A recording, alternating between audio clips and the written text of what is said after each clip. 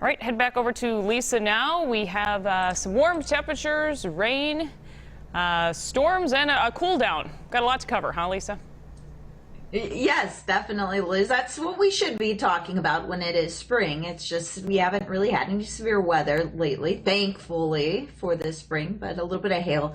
Nobody likes to see that hail damage out there. Wake up to that. That's potential overnight. So the details on that as these showers and thunderstorms will start to come through overnight and also the early morning hours tomorrow. It's a tale of two fronts with this one. That's the first one. And then we have a second one on Wednesday. Brings another round of rain, but this one also bringing those stronger winds and then also the cold air to follow. Current radar picture, not too much really going on. A lot of the rain should stay isolated across the northern part of the state, as that's exactly what we're seeing here. But the cloud cover, that is in place for everyone, and it should remain throughout the rest of the day. Temperatures still rather mild, 51 our current temp here in the Twin Cities. Across the northern part of the state, numbers in the 40s. Winds coming in predominantly out of the southeast at about 10 to 15 miles per hour, so they are noticeable. But overall, today won't be too bad with these mild temperatures. Just won't get to see very much sunshine. Temps will continue to drop back into the 50s tonight after we top out close to 60, 59 here in the Twin Cities. By the way, our average high this time of year, lower 50s. So these are actually somewhat warm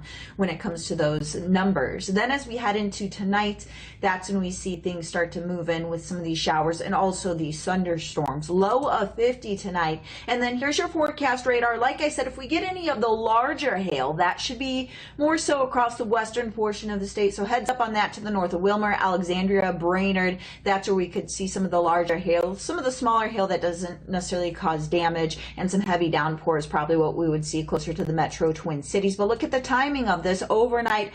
When it comes to those rain chances after about midnight going into about noon tomorrow, that's when we have some showers and a couple of thunderstorm chances before things start to clear on out of here by the afternoon and evening hours. Even the cloud cover could follow suit when it comes to your Tuesday afternoon. So that's why we have those temperatures that'll be into the upper 60s. We'll be flirting with 70. Either way, it'll probably be the warmest day so far this year on Tuesday.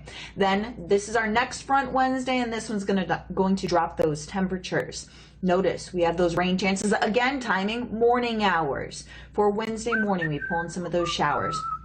When it comes to what we anticipate with those temperatures, look at these lows continue to drop off, highs back to the 40s. Now the flooding potential, of course, further off to the northwest, closer to Fargo, we do have some flood warnings in place. We do have some higher river levels, especially with the Mississippi River. We're only anticipating a tenth, maybe 2/10 of an inch of rain with this, with the exception of some of those heavy downpours. So it's not going to add a lot to the flood threat, at least not on top of what we already have. Still have to watch out for some of those higher river levels that are just still in place.